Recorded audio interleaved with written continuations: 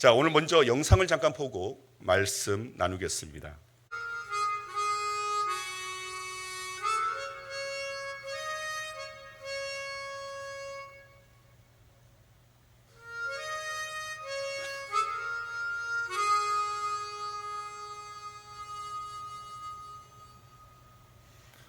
왜 나를 깊은 어둠 속에 홀로 두시는지, 어두운 밤은 왜 그리 길었는지, 나를 고독하게, 나를 낮아지게, 세상 어디도 기댈 곳이 없게 하셨네.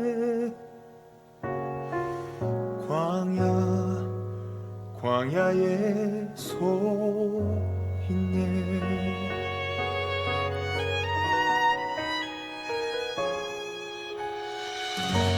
주님만 내 도움이 되시고, 주님만 내 빛이 되시는, 주님만 내 친구 되시는 광야. 주님 손 놓고는 단 하루도 살 수 없는 곳, 광야.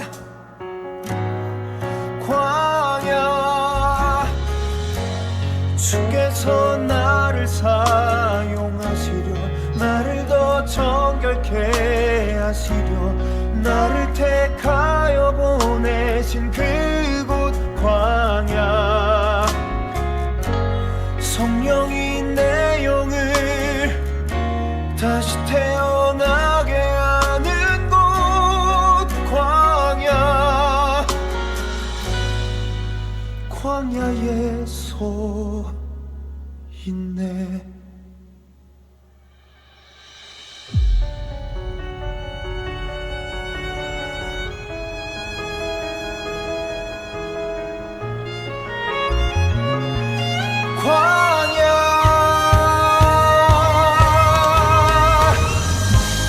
주께서 나를 사용하시려, 나를 더 정결케 하시려, 나를 택하여 보내신 그곳 광야.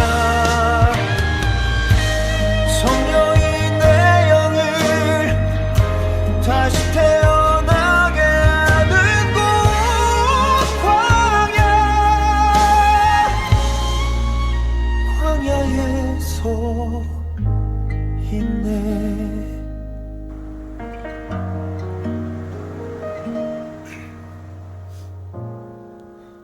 광야를 지나며.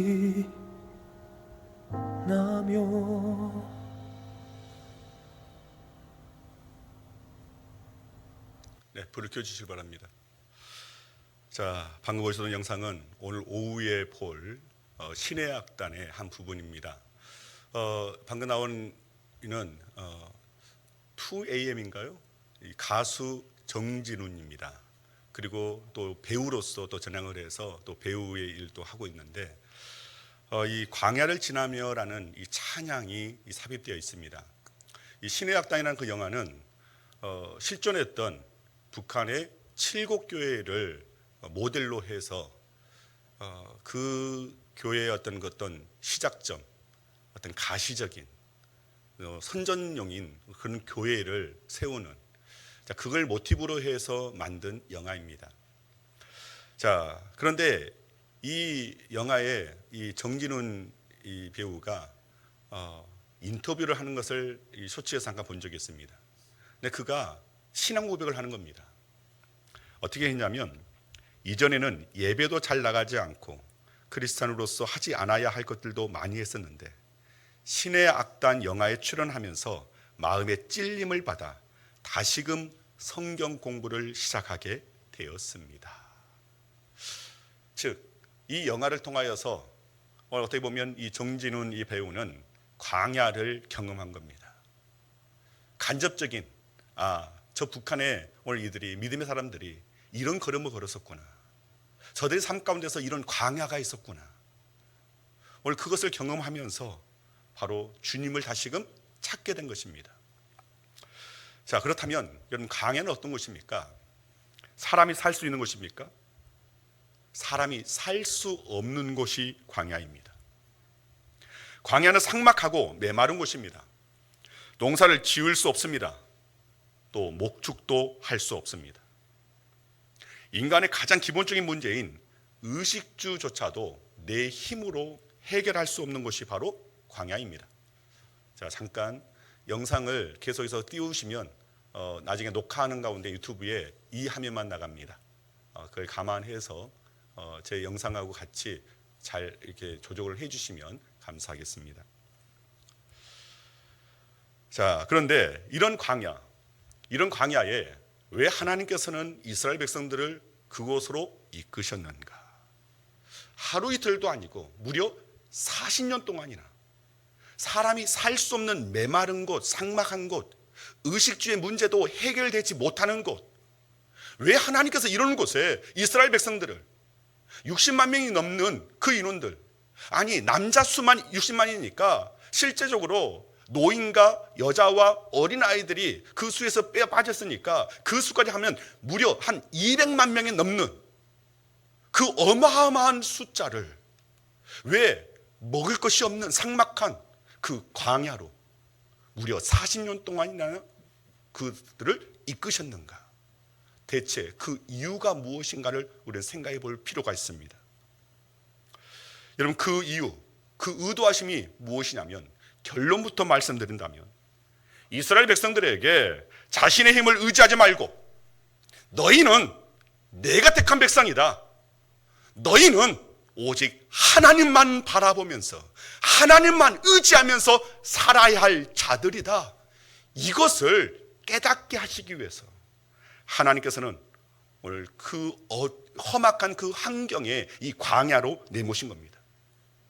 여러분, 하나님만을 의지한다면, 오직 하나님과 함께 한다면, 여러분, 그 어떤 상황에도 어떤 장소에도 우리는 버텨낼 수 있습니다. 견뎌낼 수 있습니다. 살아낼 수 있습니다.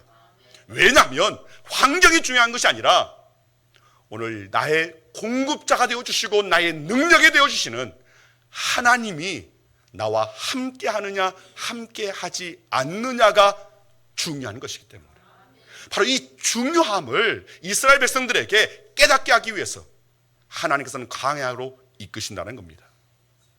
자, 그렇다면 이스라엘 백성들에게 있어서 가장 중요한 것은 무엇입니까? 즉 하나님의 인도하심입니다. 하나님께서 저들을 이끄시는데 그 이끄심의 목적대로 우리는 따라갈 수 있어야 됩니다. 이스라엘 백성들은 하나님의 인도하심을 온전히 그것을 믿고 순종하며 따라가는 것, 이것이 가장 중요한 일이었습니다.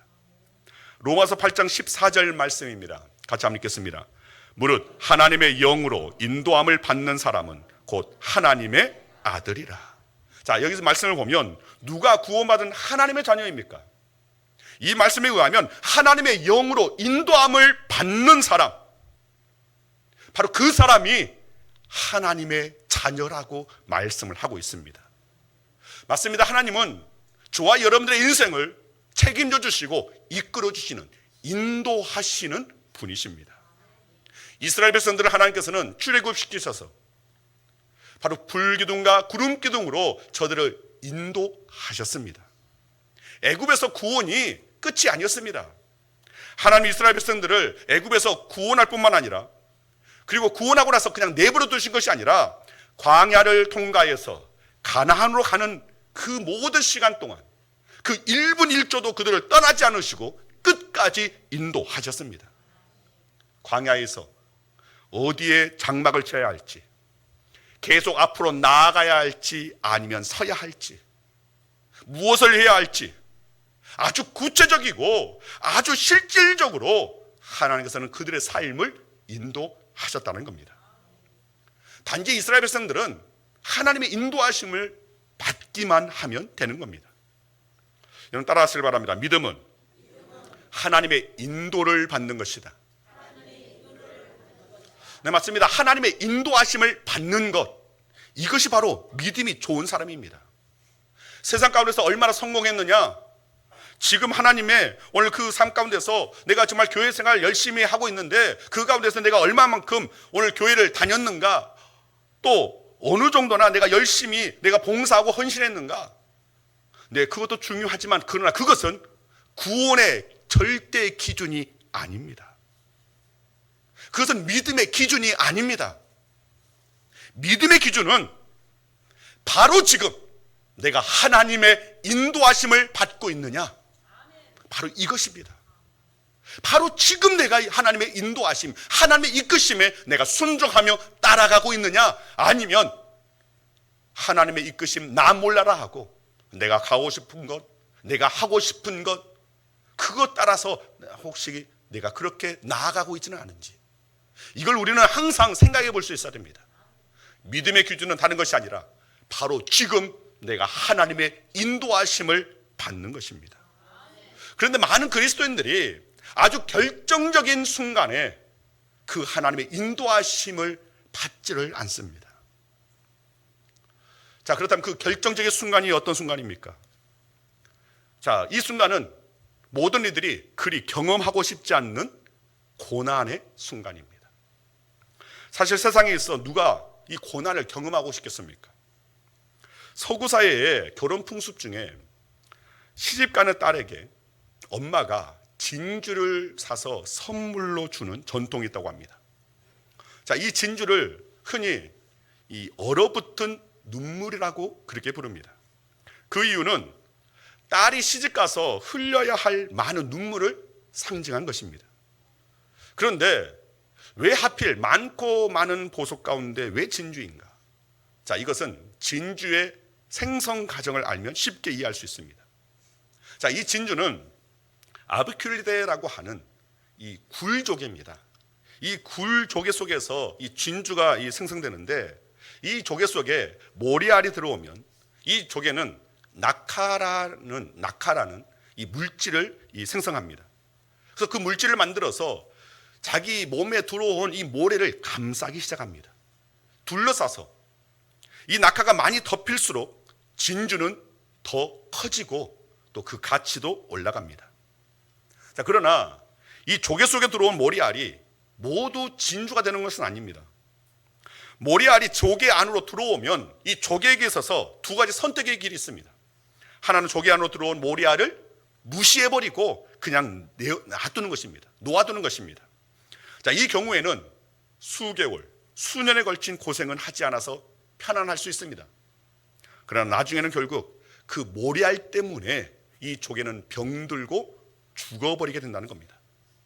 자, 반면에 이 조개의 처음에는 상당스러운 고통스러운 오늘 그런 순간이지만 낙하라는 물질을 생성하는 것이 고통스럽습니다. 그런데 이 낙하를 계속해서 생산하여 이 모리알을 계속해서 둘러싸면 결국은 크고 아름다운 진주가 만들어진다는 겁니다.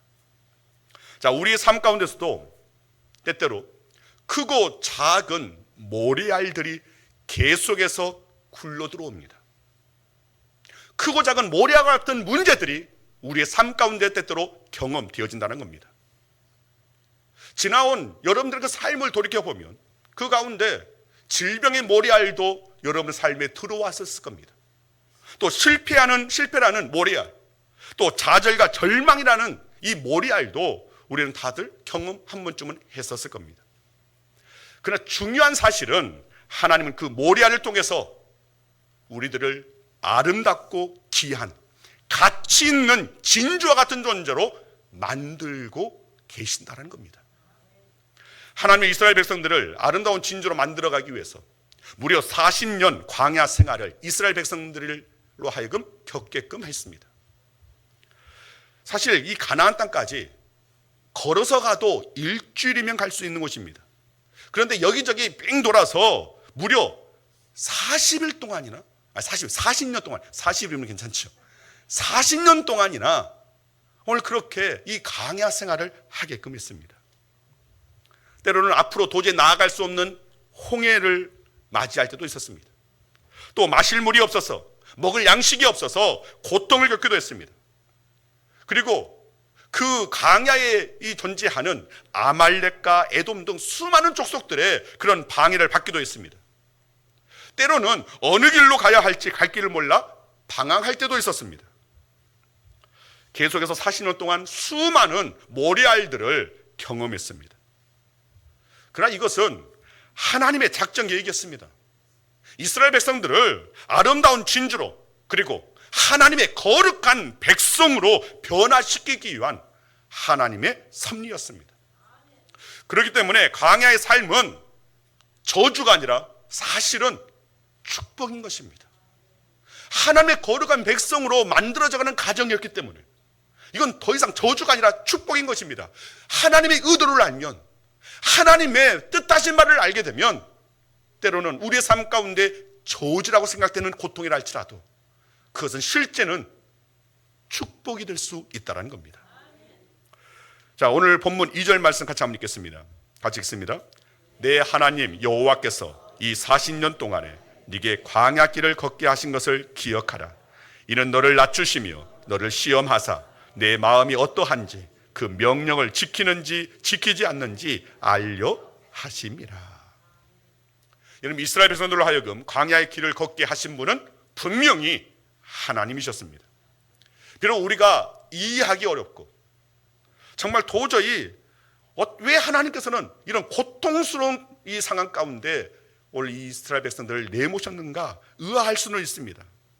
그러나 그것은 사실 축복인 줄로 믿습니다. 하나님께서는 오늘 저와 여러분의 인생도 마찬가지로 역사하시고 섭리하십니다. 오늘 본문을 통해서 구체적으로 하나님께서 우리를 때때로 광야라고 할 수 있는 오늘 그 어려운 상황으로, 고통스러운 상황으로 별로 만나고 싶지 않는 또는 경험하고 싶지 않는 그런 상황으로 우리를 이끄시는 그 목적에 대해서 함께 말씀 가운데서 깨닫기를 원합니다. 첫째로 하나님께서는 우리로 하여금 겸손케 하시려고 광야로 이끄십니다. 여러분, 인간의 가장 큰 문제는 교만입니다. 교만한 사람은 어떻게 볼 도리가 없습니다. 아무리 말을 해도 그 말을 듣지 않습니다. 길을 꽉 막아버리고 자기 최고 우상에 빠져 있습니다. 여러분, 그러한 사람은 결국 패망입니다. 교만한 사람은 결국은 넘어지게 되어 있다는 겁니다. 그러나 하나님께서는 사랑하는 당신의 자녀들이 교만하여서 결국 멸망의 그 길로 가는 것, 이것을 원치 않으셨습니다. 그래서 한 가지 작전을 세우신 겁니다. 바로 힘들고 어려운 이 광야 학교에 입학시키시는 겁니다. 자, 다시 한번 오늘 본문 2절 말씀 같이 한번 읽겠습니다. 내 하나님 여호와께서 이 40년 동안에 너로 광야의 길을 걷게 하신 것을 기억하라. 이는 너를 낮추시며, 자, 여기 너를 낮추시며, 그리고 3절에도 너를 낮추시며라고 말씀하고 있습니다. 여기서 낮추신다라는 말은 겸손하게 하신다라는 말입니다. 즉 하나님께서는 오늘 우리를 겸손한 사람으로 만들기 위해서 우리를 광야 학교로 이끄신다는 겁니다. 여러분, 70년대에 한 인기 가수가 있었는데 이 사람이 대마초 사건에 걸려서 감옥에 들어갔습니다. 그는 3개월가량 징역을 살았습니다. 그런데 그는 그곳에서 어느 사형수로부터 전도를 받게 됩니다. 자, 이 가수는 대마초 사건으로 인해서 교도소에 들어왔을 때만 해도 자기가 아주 착한 사람이라고 생각했었습니다. 그리 큰 잘못을 한 거 아니라고 생각했었습니다. 그러나 사형수로부터 예수님에 대해서 들으면서 자기 자신이 너무나 추악한 죄인임을 비로소 깨닫게 됩니다. 그리고 결국 사형수의 진지한 전도의 감동을 받아 그는 예수님을 영접합니다. 그리고 대마초에서 해방되었습니다. 새 사람이 되었습니다. 그는 출소한 후 신학을 공부하고 지금은 미국 LA에서 제가 알기로는 이 코너스톤 이 처치라는 그 교회의 담임 목사로 계시는 걸로 알고 있습니다. 자, 이분이 바로 이종용 씨입니다. 지금은 이제 목사님 이종용 목사님이십니다. 이분이 유명한 데이트를 쳤던 노래 가운데 너라는 곡이 있습니다. 낙엽 지던 그 숲속에, 제가 이렇게 하니까 여러분도 따라하려고 하시는 분들이 있습니다. 사실 여러분 나이대에 모두가 다 아는 오늘 그런 노래입니다. 그런데 오늘 이 너라는 제목의 노래를 히트시켰던 이 이종일 목사님, 이분이 감옥에 가서 변화된 겁니다. 여러분, 왜 사형수가 판사보다 구원받기 쉬운지 아십니까? 사형수는 자기 자신에 대해서 절망해 본 사람이기 때문에 그렇습니다. 왜 교도소 밖에 있을 때보다 교도소 안에 들어가서 예수님 믿기가, 예수님을 영접하기가 더 쉬운지 아십니까? 감방 안에 들어가면 겸손해지기 때문입니다. 그것이 광야이기 때문에 하나님 앞에 머리 숙일 수밖에 없게 되는 것입니다. 즉, 쉽게 말하면 이 교도소에 들어가니까 주제 파악이 된 겁니다. 그래서 이종려 목사님이 히트쳤던 그 노래 가운데 바보처럼 살았군요라는, 난 참 바보처럼 살았군요, 이 노래도 아시지 않습니까? 바보처럼 살았다. 다시 한번 아까 그 사진을 한번 보여주시면, 네, 아까 띄웠던 그 사진입니다. 네, 왼쪽에 있는 이전에 가수로 활동했던 얼굴. 그런데 지금의 그 모습은 더 이상 바보가 아닙니다. 자기 자신이 누구인지를 깨닫게 되니까 더 이상 바보의 삶이 아니게 된 겁니다. 여러분, 우리도 마찬가지입니다. 때때로 개인적으로, 때로는 가정적으로, 그리고 교회적으로, 또 국가적으로 우리는 광야와 같은 상황을 만나게 될 때가 있습니다. 그런데 그때 우리의 생각은, 우리의 사고는 이것이 저주라고 생각해서는 안 됩니다. 여기에도 하나님께서 우리에게 복 주시려고 이 어려움의 상황을 만나게 하신다. 그래, 이 상황을 통하여서 내가 더 훈련받아서 하나님의 그 뜻이 온전히 이루어지도록 오늘 그 가운데서 나 또한 하나님의 손에 붙잡힌 바 되어야지 하는 그런 자세로 우리가 나아간다면 이 광야의 시간이 결코 저주가 아닌 축복의 시간이 될 줄 믿습니다. 그래서 처음에는 그 사실 잘 깨닫지 못합니다. 왜 이런 일들이 생기는 걸까? 왜 저 사람은 말도 안 되는 이야기를 하는 걸까? 왜 내 마음을 못 알아주는 걸까? 자꾸만 왜라는 질문을 하게 됩니다. 그리고 너무 억울해서 밤잠을 설친 적도 분명히 생깁니다. 저도 그런 적이 있습니다. 왜 하필 나한테? 왜 나에게? 하나님께서 이런 상황에 나를 내모실까? 왜 이 어려운 가운데 나를 이끄셨는가? 대체 하나님의 뜻이 무엇이기에, 하나님의 의도하심이 무엇이기에, 왜 나에게? 왜라는 질문을 항상 내던질 때가 있었습니다. 너무 신경 쓰다 보니까 밥맛도 잃고, 너무 신경 쓰다 보니까 저 머리숱이 많은데 온용 탈모가 오기도 하고, 그런데 후에 깨닫고 보니까 남편으로서, 아빠로서, 그리고 목사로서 하나님께서 저를 겸손하게 만드시려고, 그리고 진정 중요한 것, 하나님의 뜻을 앞세우는 삶을 살게 하시려고, 하나님께서 나를 그 이후로 광야 그 가운데로 나를 내모셨구나라는 것을 깨닫게 되니까, 그것을 깨달으니까 모든 것이 은혜가 됩니다. 모든 것이 감사가 되는 겁니다.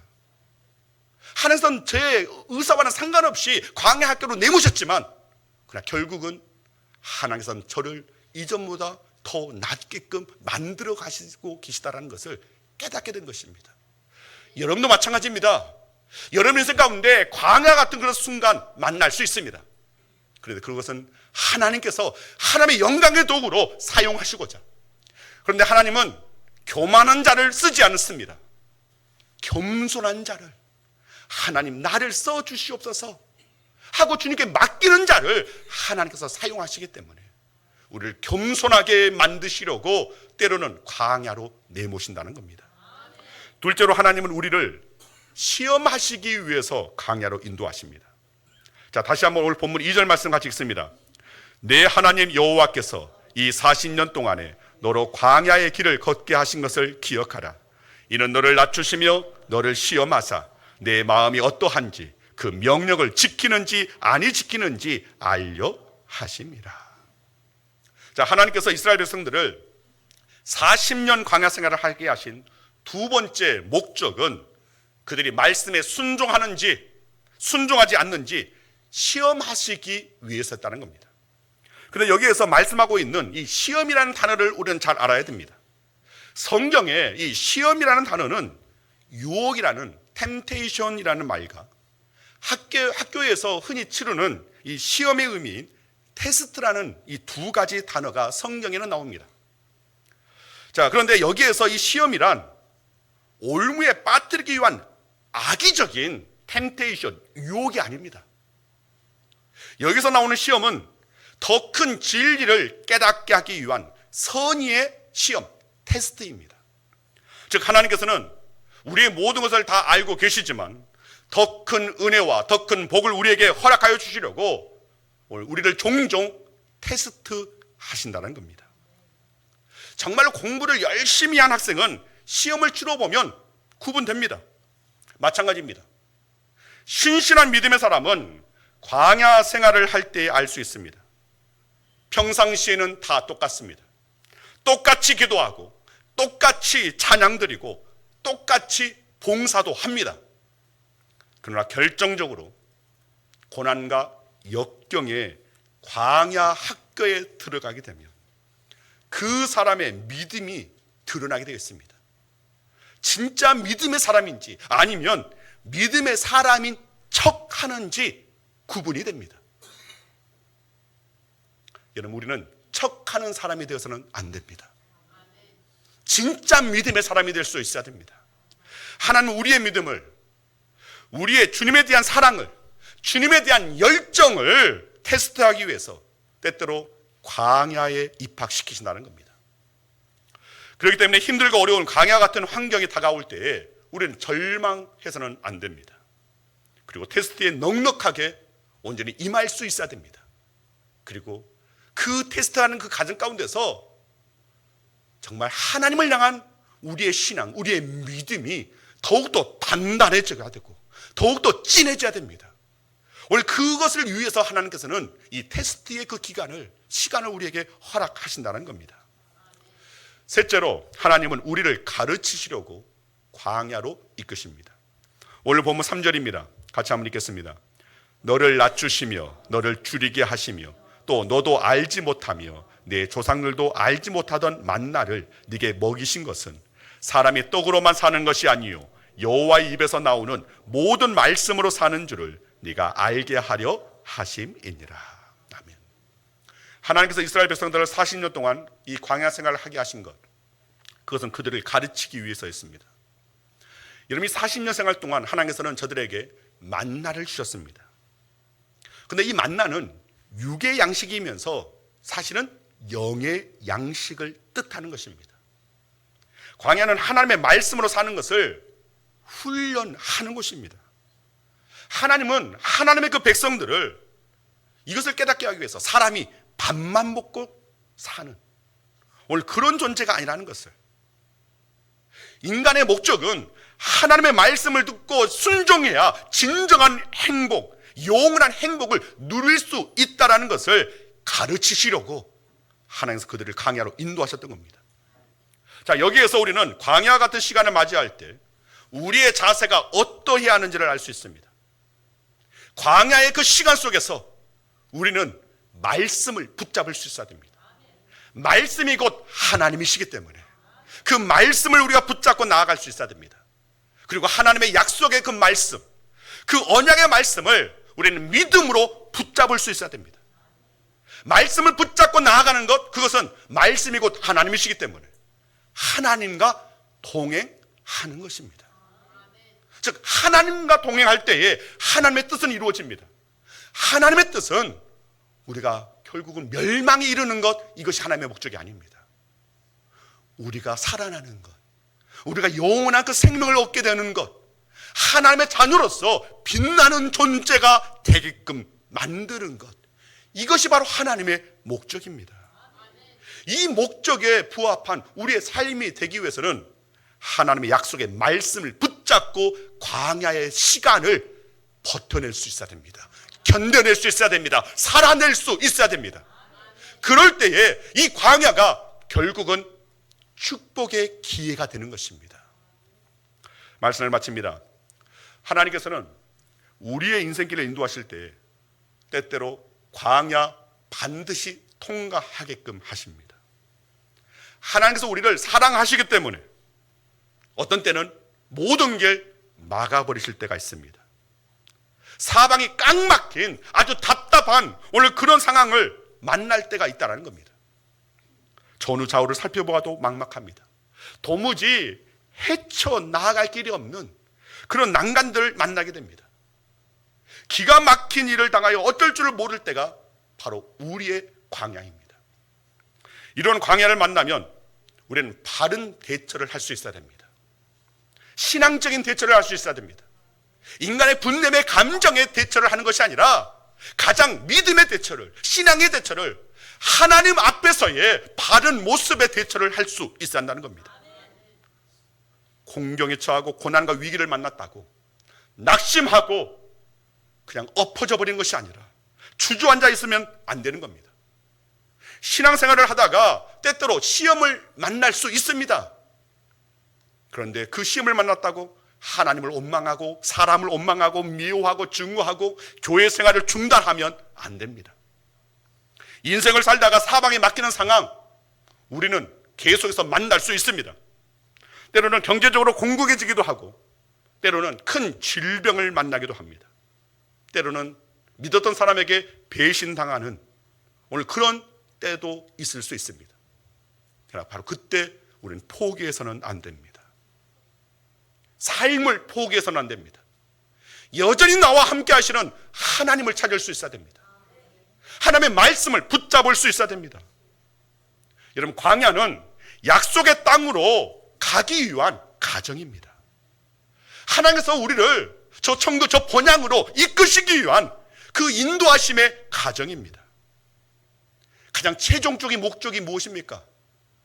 오늘 본문 7절에 내 하나님 여호와께서 너를 아름다운 땅에 이르게 하시나니, 이것이 바로 최종의 목적입니다. 이를 위해서 하나님 때때로 우리를 광야로 이끄신다는 겁니다. 우리는 단지 그 광야에 이끄시는 하나님의 인도하심에 순종하며 나아가면서 겸손한 자신을 낮추는 훈련을 해야 됩니다. 하나님이 낮추실 때 낮아져야 합니다. 안 내려가려고 용을 쓰며 교만하게 고개를 높이 들고 있으면 더 고생할 수밖에 없습니다. 흔히 말하는 개고생하게 됩니다. 여러분, 개고생하지 마시고 하나님이 낮추신다면 낮아져야 됩니다. 아, 하나님께서 지금 내가 더 낮아지게 하시는구나, 겸손하게 하시는구나. 오늘 그 흐름 가운데 하나님의 의도하심을 알고 반응할 수 있어야 됩니다. 또한 우리는 광야에서 겸손의 훈련을 할 뿐 아니라 순종의 훈련을 하면 됩니다. 하나님의 말씀하시는 것을 귀 기울여 듣고 하나님의 뜻을 분별하며 순종하는 삶을 살아야 됩니다. 아무리 목사님이 예수인 세우기 막 해봐라, 우리는 안 달라진다, 이런 고집스러운 반응으로 나아가서는 안 된다는 겁니다. 앞으로 고집 싸움을 좀 하려고 합니다. 나는 안 변할 거야 라고 하는 여러분과 그래도 반드시 변화시키겠다라는 하나님의 목적을 가지고 오늘 저와의 싸움을 하는 겁니다. 그리고 여러분들은 져야 됩니다. 순종해야 됩니다. 달라져야 됩니다. 오늘 우리의 시절이 달라지고 우리의 삶이 달라지고 이것이 달라졌을 때에 우리의 최종 목적지가 달라집니다. 오늘 이것을 우리는 분명히 하나님의 의도하심, 하나님의 뜻하심, 오늘 우리에게 아름다운 땅에 이르게 하시려고, 영원한 저 천국 복랑에 이르게 하시려고, 오늘 이 하나님의 의도를 깨달아 알고 하나님의 이끄심에 순종하며 나아가는 광야라 할지라도 하나님의 뜻이 있는 줄 알고 하나님의 의도하시는 줄 알고 주님, 이 광야에서 제가 더 훈련받겠습니다. 제가 더 다듬어지겠습니다. 제가 더 하나님의 영광을 위하여 나아가는 더 나의 믿음이 이 광야를 지나면서 성숙해지기를 원합니다. 나의 믿음이 충만해지기를 원합니다. 저에게 임하는 광야의 시간 결코 헛되이 보내지 않고 살아계신 하나님, 능력의 하나님, 나를 이끄시고 인도하여 주시는 하나님을 배우는 저와 여러분 되기를 간절히 주의 이름으로 축원드립니다.